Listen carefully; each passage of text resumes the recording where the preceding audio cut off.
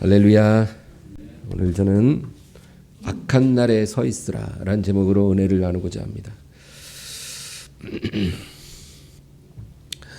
사람은 몸과 영혼으로 구성되어 있는 존재입니다.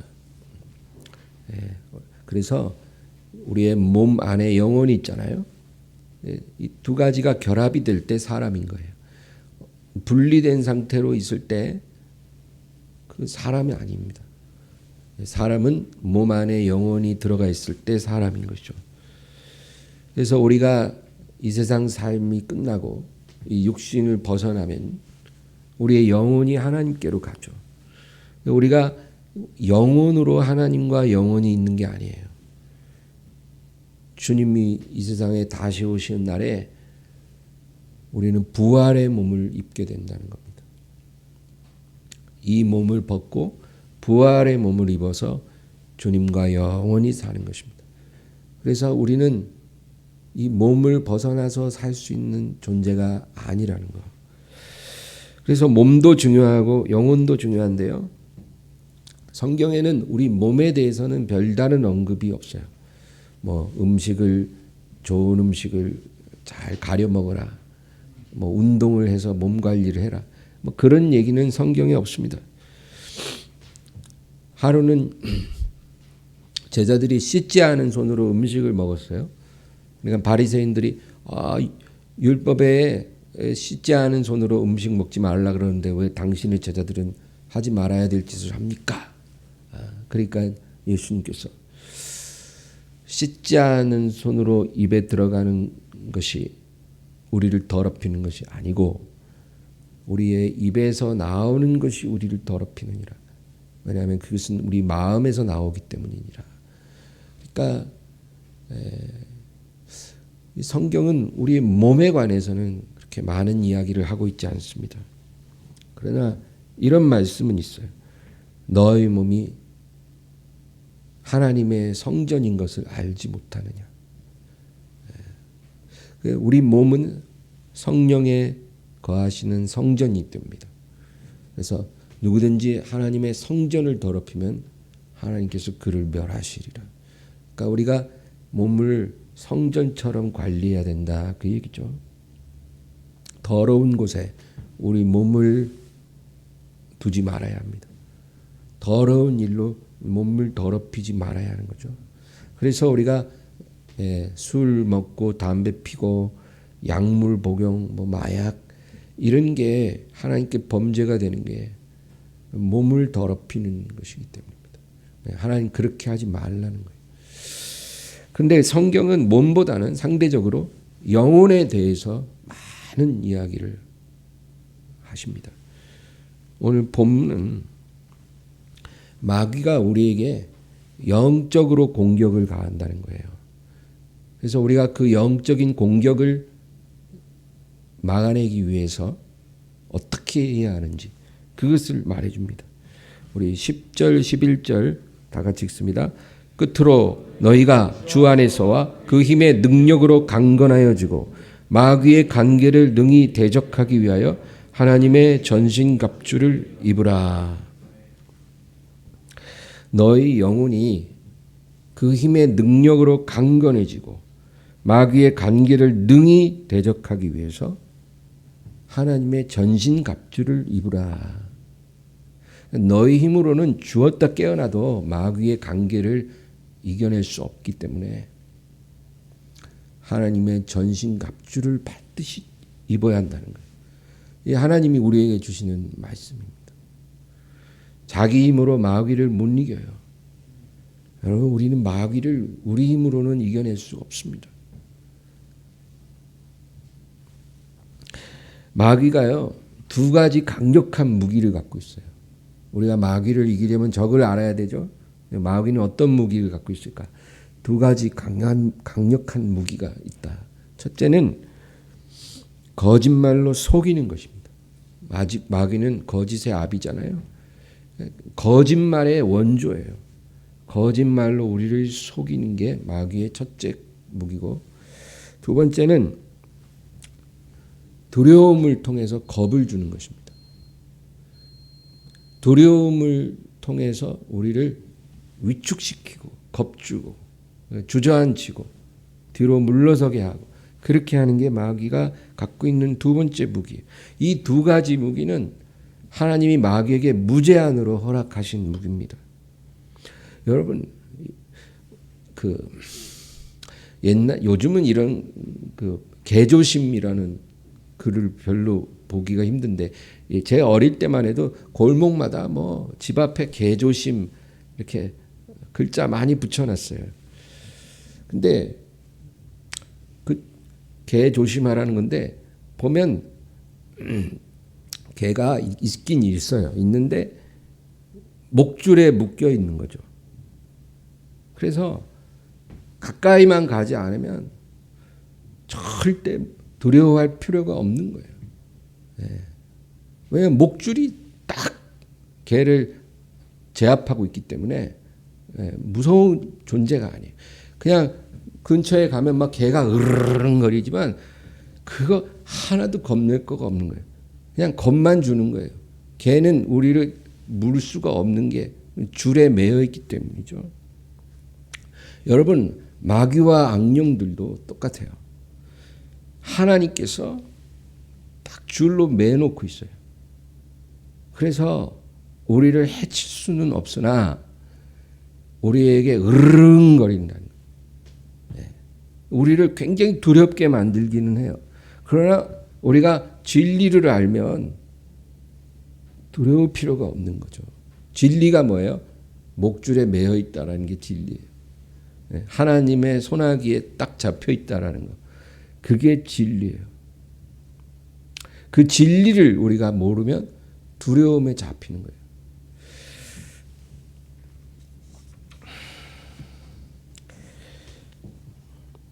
마귀는요, 사실상 능력을 갖고 있습니다. 우리에게 병을 갖다 줄 수도 있고, 우리에게 어떤 경제적인 고통을 주거나, 우리를 파산시킬 수도 있고, 여러 가지 재앙을 가지고 올 수 있어요. 마귀는 그런 능력을 갖고는 있으나, 그것이 하나님의 컨트롤 안에 있다라는 거예요. 그래서 하나님이 허락하지 않으면 아무것도 할 수가 없어요. 그 능력은 하나님의 컨트롤을 받는 능력이에요. 개 주인이 개의 목줄을 딱 쥐고 있기 때문에 주인이 그 줄을 놓기 전에는 개가 우리를 해칠 수가 없다. 그것입니다. 고린도후서 11장 3절에 이런 말씀이 있어요. 다 같이요. 뱀이 그 관계로 하와를 미혹한 것 같이 너희 마음이 그리스도를 향하는 진실함과 깨끗함에서 떠나 부패할까 두려워하노라. 뱀이 하와를 속여 무너뜨린 것 같이 너희가 마귀에게 속아서 또 겁을 집어먹고 하나님을 향한 그리스도를 향한 진실함과 깨끗함에서 떠나 부패해지지 않도록 조심하라. 여러분 마귀의 관계에 우리가 넘어가면 그리스도를 떠나서 부패해진다 그거예요. 그래서 우리가 조심해야 합니다. 11절을 본문 11절 다시 한번 읽어볼까요? 마귀의 관계를 능히 대적하기 위하여 하나님의 전신갑주를 입으라.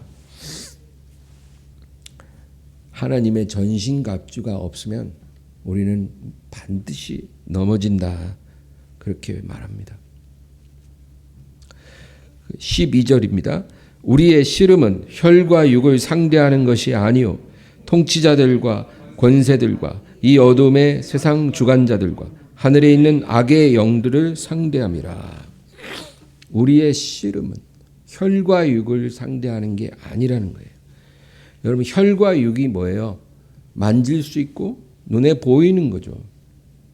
근데 우리가 만질 수 있고 눈에 보이는 존재를 상대로 씨름하는 게 아니라는 거예요.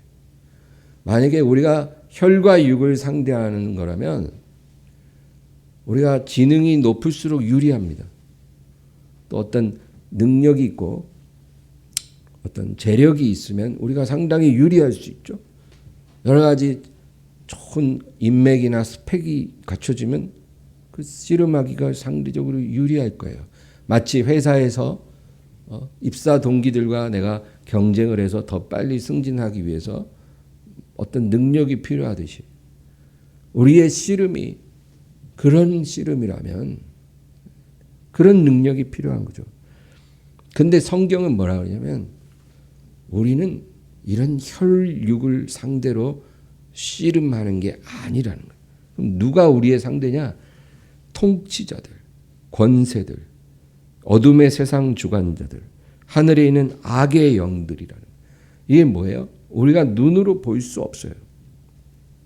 우리가 눈으로 확인할 수 없지만 실질적으로 이 세상을 주관하는 악한 권세들이 있다는 거죠. 성경은 하나님만 계시다고 말하는 게 아니에요. 하나님을 대적하는 그런 악한 영들이 있다고 우리에게 분명하게 말해줘요. 그래서 우리는 바로 그런 악한 영적 존재들을 상대로 씨름한다는 거예요. 이 존재들은 보통 상대가 아니에요. 그래서 어떤 인간적인 수단 가지고는 우리가 대적할 수가 없어요. 여러분, 영적 전쟁, spiritual warfare라는 그런 단어가 있어요. 많이 들어보셨을 거예요. 영적 전쟁. 근데 이 말은 틀린 말이에요. 왜냐하면 전쟁은 이미 끝났기 때문입니다. 여러분, 2000년 전 예수님께서 갈보리 산에서 그 십자가를 통해서 이 전쟁을 끝내셨어요. 그러니까 지금은 전쟁하는 때가 아닌 거예요. 전쟁은 이미 끝났습니다. 거라사 지방에 예수님이 가셨는데 무덤 사이에 거하는 한 귀신 들린 자가 있었어요. 그 귀신 들린 자가 예수님 앞에 와서 뭐라 그러냐면 주여 여기는 왜 오셨나이까? 우리를 멸하러 오셨나이까? 그렇게 물어요. 여러분, 귀신 들린 자가 하는 그 말이 사실 맞는 말이에요. 예수님은 귀신들을 멸하러 이 세상에 오신 거예요. 그러니까 귀신들이 먼저 알아보고 우리를 멸하려 이것이 오셨나이까? 하나님의 아들이 나타나신 것은 마귀의 일을 멸하려 하심이라 그랬잖아요. 요한일서. 그러니까 여러분, 예수님은 이 세상에 오셔서 십자가 위에서 마귀의 머리를 깨뜨리신 거예요. 여자의 후손은 뱀의 머리를 부수리라 한 것처럼 예수님은 뱀의 머리를 부서뜨리신 거예요. 그런데 그러면 전쟁은 끝났는데 왜 우리는 씨름을 해야 되느냐? 전쟁은 끝났으나 마귀의 세력이 아직 남아있다 그 말이죠. 여러분, 그런 거 있잖아요. 빨치산이라는 얘기 잘 아시죠? 들어보셨죠? 빨치산. 이 빨치산이라는 말이 원래는 영어 파티산이라는 단어에서 나온 건데 파티산을 한국식 발음으로 빨치산 이렇게 말하는 거예요. 스페인어로는 그걸 게릴라라고도 하고 영어로는 파티산, 근데 한국어로 빨치산. 근데 그게 어떤 말이냐면 이념을 가지고 투쟁하는 게릴라들이라는 뜻인데 우리나라도 6.25 때 그 공산당들이 밑에 내려왔다가 못 올라갔어요. 휴전이 되고 못 올라간 공산당들이 지리산 일대에서 숨어서 게릴라 활동을 한 거죠. 결국 한 몇 년 후에 다 소탕됐는데 전쟁은 끝났는데도 그럼 게릴라들이 활동하는 시간들이 있다라는 거죠. 그들이 완전히 다 소탕되는 때가 언제냐면 예수님이 이 세상에 다시 오실 때. 그래서 우리는 조심해야 된다는 거예요. 게릴라들도 무기가 있고 위험하거든요. 예수님이 이 세상에 오시기 전까지 마귀는 어떤 권리를 갖고 있었다는 거예요. 마귀에게 어떤 권리가 있냐면 저와 여러분의 죄값을 하나님께 요구할 권리예요. 우리의 죄값을 하나님 앞에 마귀가 청구할 수 있다는 거예요. 그게 마귀가 가진 권리예요. 그래서 예수님도 베드로에게 시몬아 시몬아 사단이 밀가부로도 너를 청구하였으나 나는 너의 믿음이 떨어지지 않기를 기도하였노라. 그러니까 마귀가 갖고 있는 어떤 청구서가 있는 거예요. 그게 바로 우리의 죄값이거든요. 그 마귀는 어떻게 이 권리를 갖게 됐을까? 그건 나도 모르겠어요.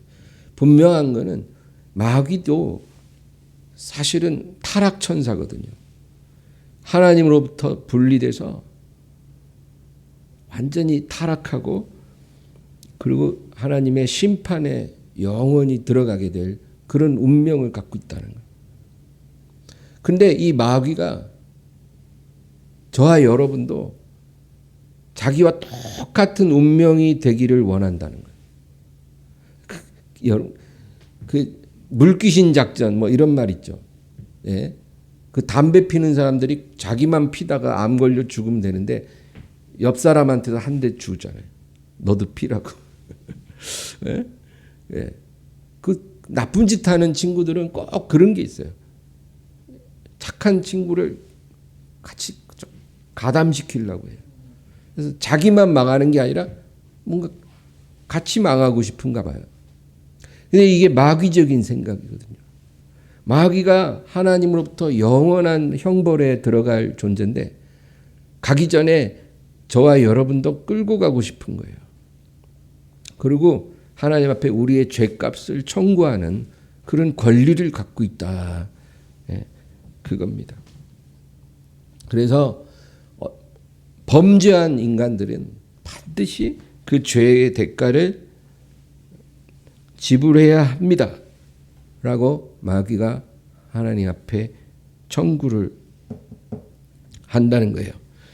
그런데 하나님께서 어떻게 하셨냐면 그 아들을 인간의 육신으로 이 세상에 보내서 십자가에서 우리의 죄값을 청산하신 거예요.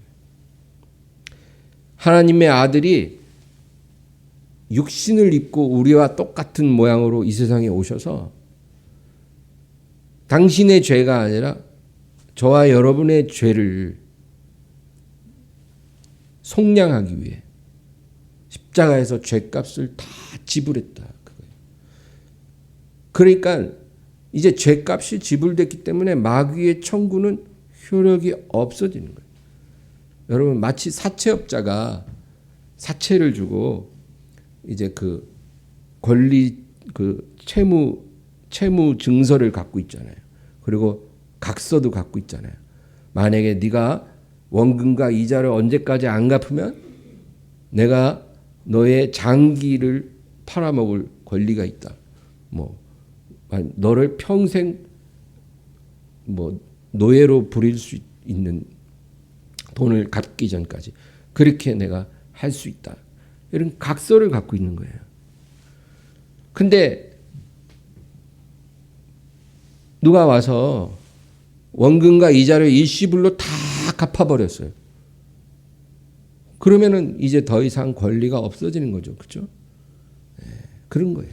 그래서 하나님이 그 아들을 보내서 우리의 모든 죄값을 지불하셨다. 근데 지금 마귀가 할 수 있는 일은 뭐냐면 우리를 속이는 거예요. 너 아직 빚 남았어. 너 아직 빚 다 갚아진 거 아니야. 너 아직 우리랑 관련이 있어. 이렇게 자꾸 거짓말을 해요. 그러면 그 거짓말에 눌리기 시작하면 빚이 다 갚아졌는데도 그 눌려가지고 헤어나오지 못하는 거예요. 그건 사실이 아닌데 마귀는 그렇게 우리를 속여서 끝까지 놔주지 않고 우리를 자기의 노예처럼 삼고 싶어 하는 거예요. 여러분 이때 우리가 필요한 게 뭐예요? 이제 빚을 더 갚을 일은 없잖아요. 그럼 우리는 빚이 다 갚아졌다라는 거를 깨닫는 거예요. 그리고 담대하게 이미 빚은 없어. 내가 너하고 이제 더 이상 계산할 거 아무것도 안 남았어. 내게서 떠나가라. 그렇게 우리가 말하면 되는 거예요. 그 사채업자가 계속 문자 보내고 네가 우리를 벗어날 수 있을 것 같아? 아직 못 갚은 게 있단 말이야. 그리고 막 문자 보내고 전화하고 막 찾아오고 아무리 이렇게 겁을 줘도 우리는 흔들릴 필요가 없다. 그래서 여러분, 전쟁은 끝났으나 마귀가 아직도 우리를 속이고 우리에게 겁을 주기 때문에 우리가 그것을 대적하기 위해서 어떻게 해야 하는가? 그것에 대해서 13절에서 17절이 말씀하고 있어요. 13절에서 17절 읽어볼까요? 그러므로 하나님의 전신갑주를 취하라. 이는 악한 날에 너희가 능히 대적하고 모든 일을 행한 후에 서기 위함이다. 그런즉 서서 진리로 너희 허리띠를 띠고 의의 호심경을 붙이고 평안의 복음이 준비한 것으로 신을 신고 모든 것 위에 믿음의 방패를 가지고 이로써 능히 악한 자의 모든 불화살을 소멸하고 구원의 투구와 성령의 검 곧 하나님의 말씀을 가지라. 첫째로 서서 진리로 너희 허리띠를 띠라는 거예요. 서서 진리로 허리띠를 띠라. 여러분, 허리띠라는 거는 뭐예요? 몸의 중심을 잡아주는 거예요. 그래서 싸움하러 나갈 때 반드시 허리띠를 동여매야죠. 잠옷 입고 싸움하러 나갈 수는 없어요. 허리띠를 잘 매야 합니다. 네가 만일 진리를 믿지 못하면 너는 모든 것을 믿게 될 것이다 라는 말도 있어요. 여러분, 우리가 진리를 믿어야 거짓을 걸러내는 거예요.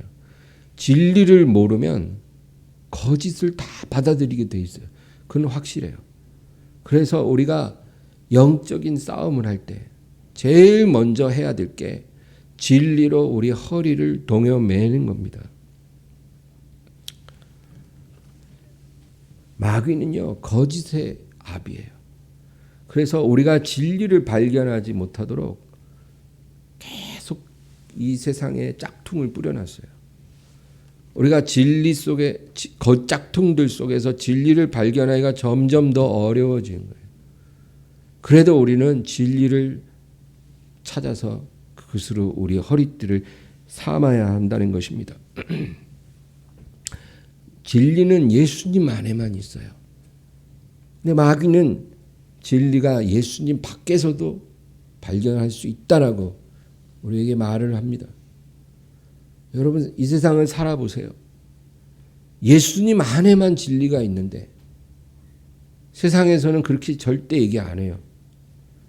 여러 가지 사상이나 철학 속에, 다른 종교 속에 어떤 요가라든지 무슨 호흡이라든지 뭐 여러 가지 기, 무슨 수련, 무슨 깨달음, 뭐 여러 용어로 우리에게 다가와서 예수라는 이름이 없이도 평안을 얻을 수 있고 예수 이름 없이도 행복할 수 있고 예수 이름 몰라도 성공적으로 살 수 있고 구원에 이를 수 있다라고 우리에게 유혹하는 거예요. 여러분, 그것이 바로 짝퉁이에요. 마귀는 이런 것들을 우리에게 뿌려놨어요. 이런 모든 것을 다 걸러내고 여러분, 진리 대신 예수님만을 붙잡기를 바랍니다.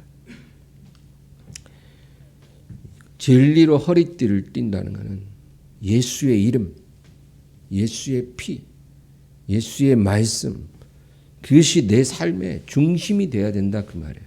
허리띠처럼 예수가 내 삶의 중심이 돼요. 이게 바로 진리의 허리띠다. 그 다음에 두 번째는 뭐예요? 의의 호심경을 붙이라. 여러분, 호심경이라는 것은 예전에 군인들이 전쟁 나갈 때 심장을 보호하는 그 구리로 된 갑옷을 말해요.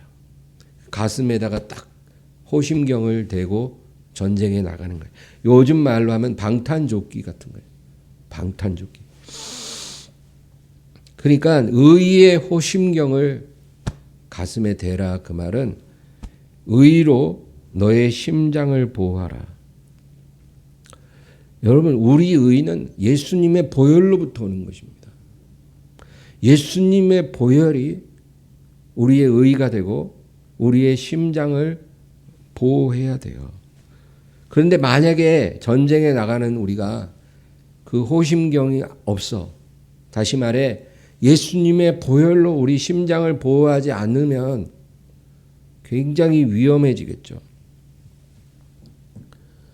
우리가 예수님의 보혈을 의지하지 않는 게 어떤 상태인 줄 아세요?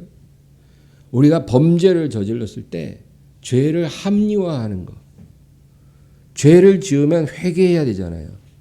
그리고 예수님의 보혈로 우리의 심장을 딱 보호해야 되는데 그게 아니라 죄를 지어놓고 합리화합니다. 이게 제일 무서운 거예요. 여러분, 왜 합리화하세요? 그냥 하나님 앞에 정직하게 죄를 고백하고 보혈로 호심경을 차세요. 합리화하면 심장을 가려주는 호심경이 사라지는 거예요. 보혈에 보호하는 능력이 사라지는 거예요. 합리화하는 사람은 그냥 방탄조끼 안 입고 총격전에 나가는 거예요. 얼마나 위험한 걸까 그게. 죄를 합리화, 이중생활하면서 회개하지 않는 것. 이런 것은 우리가 마귀 앞에 백전백패한다. 세 번째는 평안의 복음에 준비한 것으로 신을 신으라 말씀합니다. 여러분, 우리가 신을 언제 신어요? 집에 있을 땐 신 법죠. 우리가 외출할 때, 어떤 목적지를 향해 갈 때 우리가 신발을 신습니다. 그러므로 신이라는 것은 인생의 방향성을 말해요. 인생의 목적을 의미해요. 그런데 오늘 말씀에는 평안의 복음으로 신을 신으라. 다시 말해 복음이 네 인생의 방향이 되고 목적이 되어야 된다 그 얘기예요. 네가 돈을 벌든지 뭐 어떤 일을 할 때 그 목표가 바로 복음을 드러내고 복음을 전하는 것이 목표가 되어야 된다는 거예요.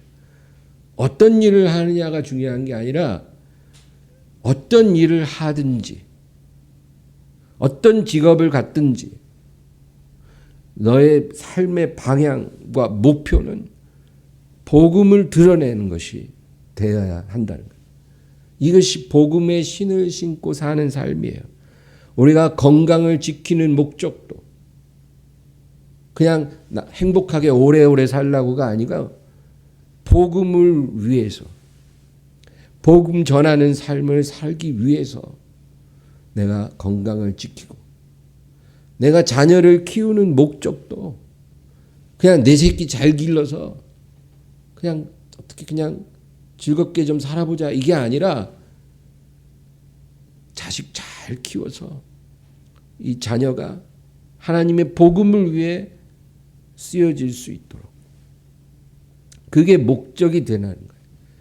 무엇을 하든지 복음이 목적이 되는 것. 이것이 바로 복음의 신을 신는 거예요. 그 다음에 네 번째는 뭘까요? 우리 16절 말씀 한번 읽어보겠습니다. 모든 것 위에 믿음의 방패를 가지고 이로써 능히 악한 자의 모든 불화살을 소멸하고. 믿음의 방패를 들고 악한 자의 불화살을 소멸하라. 네. 여러분, 아까 제가 마귀의 첫 번째 무기가 뭐라 그랬어요? 속이는 거라 그랬죠. 이 마귀의 무기는 우리가 진리의 허리띠를 탁 동여매면 우리가 물리칠 수 있어요. 마귀가 어떤 말로 속여도 우리는 진리로 그것을 대적하는 거예요.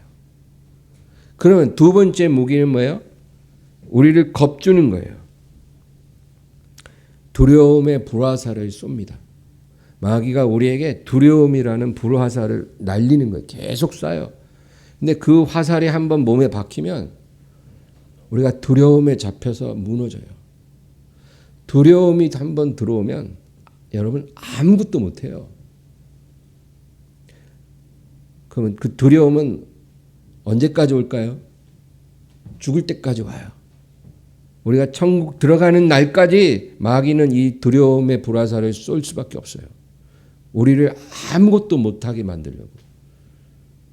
그러니까 두려움을 쏘는 마귀를 탓하지 말고 그 불화살이 날아올 때 믿음의 방패로 그걸 쳐내라는 거예요. 소멸하라는 거예요. 그 화살을. 하나님이 그래서 무슨 두려움을 화살을 쏘는 마귀를 결박시키라 이렇게 말하는 게 아니라 그 화살이 날아올 때 그것을 방패로 소멸시켜라. 믿음의 방패라는 거예요. 믿음의 방패. 왜 믿음의 방패일까요? 하나님이 모든 것을 다 컨트롤하신다는 것. 그게 믿음이에요. 이 믿음이 있으면 우리는 두려움의 화살을 소멸시킬 수 있어요. 여러분 애굽에 7년 풍년이 왔다가 7년 흉년이 왔어요. 진짜 어마무시한 흉년이에요. 요즘으로 말하면 최악의 불경기예요. 그런데 성경을 읽어보면 그걸 누가 주관하세요? 하나님이 주관하셔요. 풍년도 주관하시고 흉년도 주관하셔요. 뭐 축복은 하나님으로부터고 재앙은 마귀로부터 온다고 생각하는데 마귀가 주는 것 같아도 사실은 하나님이 컨트롤하시는 거예요. 하나님이 허락하지 않으면 마귀는 손끝도 까딱할 수 없어요. 풍년도 하나님의 소관이고 흉년도 하나님의 소관이에요. 우리에게 질병이 오는 것도 하나님의 소관이고 재앙이 오는 것도 하나님의 소관이에요. 그것이 거두어지는 것도 하나님의 소관이고 합력해서 선을 이루는 것도 하나님의 주권이에요. 우리가 이 믿음이 있으면 두려울 게 없는 거예요.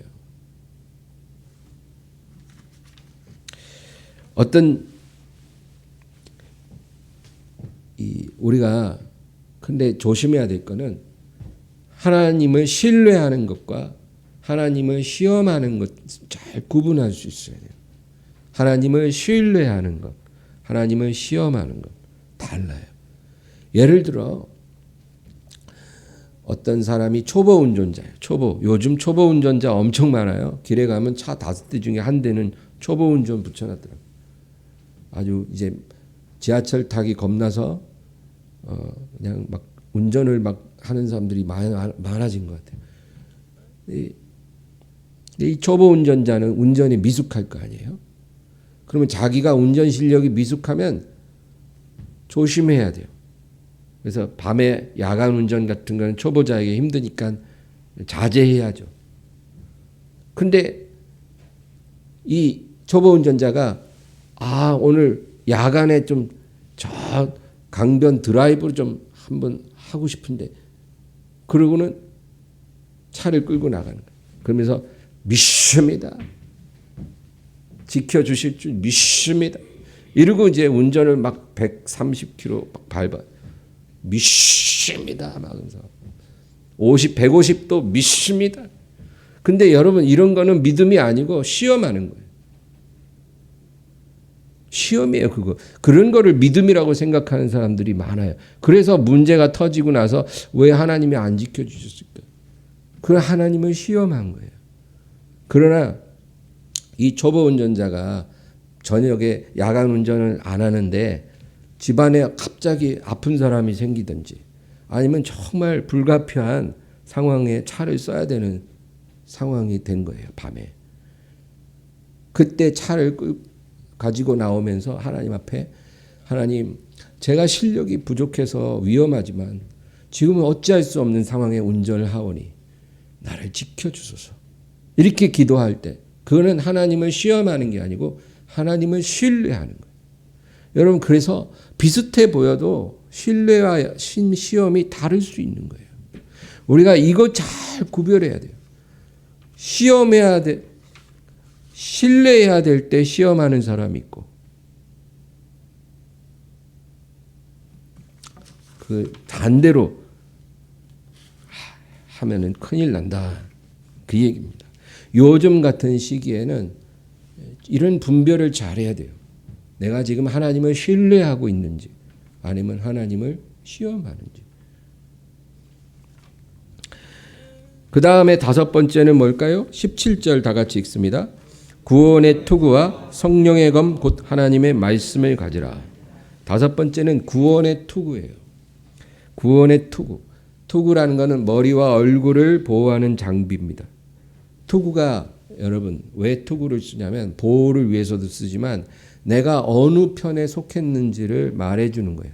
멀리서도 그것을 분별할 수 있죠. 우리가 구원받았다라는 것, 하나님의 자녀라는 것, 그것만큼 우리를 든든하게 해주는 것도 없어요. 우리가 구원에 대한 확신이 있으면 우리가 두려움 앞에 벌벌 떨지 않아요. 우리가 영생에 대한 확신이 있으면 우리가 죽음 앞에 떨지 않아요. 그래서 이 구원의 투구를 반드시 머리에 쓰라는 거예요. 네가 구원받았다라는 거 잊지 마라. 너는 구원받았기 때문에 죽음을 너무 두려워하지 말아라. 물론 사람이 본성적으로 죽음을 두려워하는 건 어쩔 수 없어요. 만약에 오늘 밤에 천사가 제가 자는 방에 탁 나타나서 저한테 일주일 후면 너는 죽게 될 것이다. 이러면 제가 할렐루야 좋아할 것 같아요. 마음에 두려움도 오죠. 왜? 죽음 경험해 본 적이 없잖아요. 누구나 다 본능적으로 죽음을 두려워하지만 우리에게 구원의 확신, 영생의 확신이 있으면 그 두려움을 몰아내고 내게 주어진 죽음을 담대히 평온히 받아들일 수 있는 준비를 할 수가 있다라는 거예요. 여러분, 죽음은 절망도 끝도 아니고 영원으로 들어가는, 영광으로 들어가는 문입니다. 그거 알고 죽음 앞에 담대하세요. 다 죽어요. 안 죽을 사람이 있을 것 같아요? 우리 생전에 주님 오시면 안 죽죠. 그러나 일반적으로 이 세상에 태어나서 다 죽어요. 언제 죽느냐의 문제일 뿐이에요. 여러분 나이 80 넘어서 죽음이 그때 가면 그 나이에는 안 두려울 것 같아요? 그때도 두려워요. 그러니까 그냥 그것은 영원으로 들어가는 문이다 생각하고 영생의 확신을 가지고 담대히 살아야 되는 것입니다. 이것이 마귀와의 싸움에서 우리에게 꼭 필요하다. 마지막 여섯 번째는 성령의 검, 곧 하나님의 말씀을 가지라. 이 지금까지 다섯 가지 진리의 허리띠, 의의 호심경, 복음의 신발, 믿음의 방패, 구원의 투구. 이거는 군인이 전투에 임하는 장비예요. 장비. 그러나 이 마지막 성령의 검은 이거는 우리가 우리 손에 이것을 들게 될 때 우리가 진정한 무장을 한 거예요. 군인이 철모 쓰고 군복 입고 워커 신고 뭐 허리띠 차고 수통 차고 뭐 다 해도 소총 안 들면 그 무장한 게 아닌 거죠. 네, 검을 들어야 된다. 여러분 싸움을 하면서 방어만 할 수는 없어요. 우리가 방어만 하면은 마귀가 절대로 물러가지 않아요. 우리도 적을 해칠 수 있다라는 그런 위협을 가해야 적이 물러가는 거예요. 우리 집에 칼을 든 강도가 들어왔다 쳐요. 강도가 칼을 들고 들어왔는데 그냥 이 강도 물러가라 하면서 소뚜껑 들고 우리가 그 칼을 막 막아내기만 하면 그 강도가 절대로 물러가지 않아요. 그런데 와이프가 벽장에서 엽총을 딱 꺼내와 갖고 겨누면 걸음아 날 살려라 그러고 강도가 도망가는 거예요. 예. 소뚜껑 갖고는 안 도망가지만 엽총 들고 오면 강도가 도망가듯이 하나님 자녀도 검을 들어야 마귀가 혼비백산한다. 당연한 원리죠. 마귀에게 최종적인 격퇴를 가하는 우리의 무기가 바로 검이죠. 그 검이 뭐예요? 바로 하나님의 말씀. 이 영적 싸움이기 때문에 근육 있어도 소용없고 돈 있어도 소용없는데 하나님 말씀이 검으로 역사하면 마귀가 혼비백산하는 거예요. 이 능력이 얼마나 강력한지 예수님도 마귀가 다가왔을 때 말씀으로 그 시험을 물리치셨잖아요. 예수님조차도 하나님 말씀으로 시험을 대적했어요. 여러분, 그래서 우리가 하나님 말씀을 갖고 살아야 돼요. 근데 말씀으로, 말씀의 검으로 우리가 무장한다 이 말은 우리가 하나님 말씀을 공부해서 알고 깨닫고 이런 걸 의미하는 게 아니고 말씀을 우리 입술로 선포하는 것을 말해요. 예, 말씀을 우리가 열심히 읽고 공부하고 깨닫는 것 당연히 중요하지만 말씀을 선포할 때 그 말씀의 검이 마귀에게 겨눠지는 거예요. 그래서 기도할 때 여러분 그냥 기도하지 말고 내가 오늘 아침에 읽은 말씀 구절을 다시 암송하세요. 그 말씀 읽다가 너무 마음에 부딪히는 그런 좋은 말씀이 있으면 노트에다 적으세요. 수첩에다 적으세요. 핸드폰에다가 입력해서 기도할 때 그걸 딱 띄워놓고 입술로 그것을 선포하세요. 그렇게 기도를 하면 그 기도가 강력해진다. 전도할 때도 마찬가지고 우리 안에 두려움이 올 때 그것을 물리칠 때도 마찬가지고 어떤 유혹을 이길 때 질병을 물리칠 때 말씀을 선포하는 것 이것이 바로 말씀의 검이다 그 얘기입니다. 어떤 다른 종교에서 하는 그런 주문을 외라는 게 아니에요. 믿음으로 하나님 말씀을 선포하는 거예요. 주문이 아니고 말씀을 선포하는 거예요. 이 검으로 우리가 마귀를 겨누면 마귀가 반드시 떠나갑니다. 할렐루야. 하나님이 이렇게 우리에게 6가지 무장할 수 있는 장비를 주시는데 이거를 안 하고 우리가 어떻게 마귀를 대적할 수 있겠어요, 여러분? 마귀가 우리를 속입니다. 우리를 두렵게 합니다. 겁을 줍니다. 어떻게 우리가 마귀를 이길 수 있겠어요?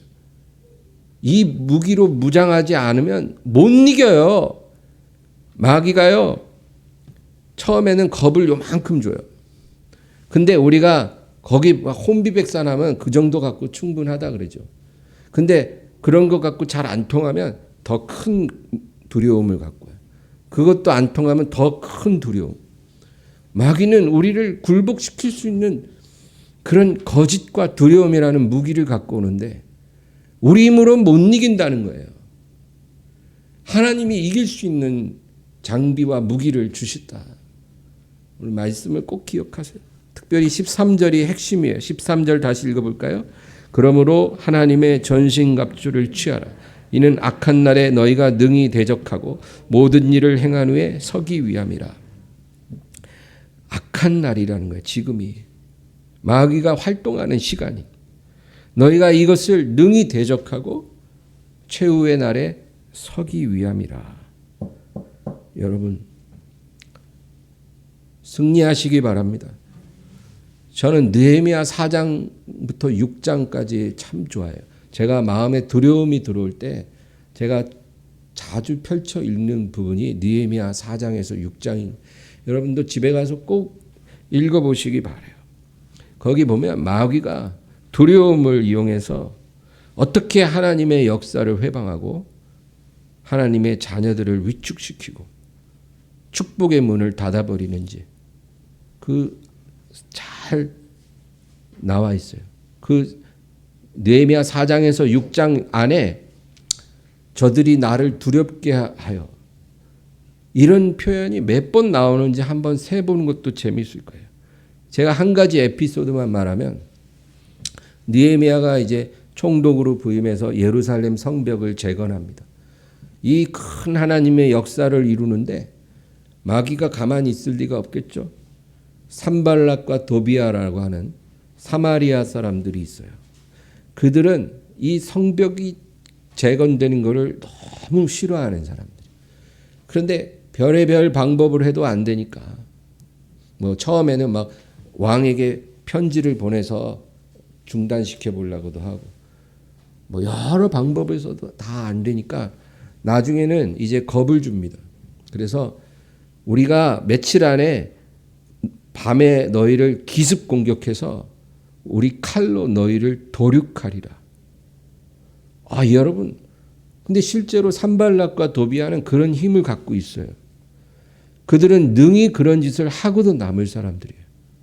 그런 사람들이 우리가 며칠 안에 기습해서 너희를 칼로 죽여버릴 거다. 그렇게 겁을 딱 주니까 만약에 너희가 공사를 중단하지 않으면 너희를 다 죽여버릴 거야. 이러니까 느헤미야가 어떻게 했냐면 밤에 잘 때도 옷을 벗지 않았어요. 옷을 입고 자요. 언제 쳐들어올지 모르니까. 그리고 일할 때도 칼을 차고 일을 해요. 무기를 휴대하고 공사를 해요. 그런데 우리가 여기서 배워야 될 게 뭐냐면 적이 우리를 위협할 때 그거를 대수롭지 않게 생각하면 안 된다는 거죠. 우리는 항상 경계하고 방비를 해야 돼요. 그러나 공사를 중단하면 안 된다는 거예요. 이게 하나님이 우리에게 주신 지혜예요. 마귀가 우리를 두렵게 할 때 방비는 하되 공사를 중단하지 마라. 공사가 중단되면 그게 바로 저들이 원하는 거예요. 이것이 우리 삶에서도 일어날 수 있다 이 말입니다. 여러분 두려움이 온다고 다 중단하면 그 마귀가 원하는 거예요. 그러므로 오늘 말씀도 그거예요. 마귀가 너희를 두렵게 하고 겁을 주고 너희를 속이려 할 때 하나님의 전신갑주로 무장해서 저를 대적하라. 이는 악한 날에 너희가 능히 대적하고 이 모든 일을 행한 후에 서게 하기 위함이라. 할렐루야. 오늘 이 말씀으로 승리하는 삶이 되기를 주의 이름으로 축원합니다. 말씀을 생각하면서 간절히 기도합니다. 주여 주여 주여 하나님 아버지 은혜와 긍휼을 베풀어 주시옵소서.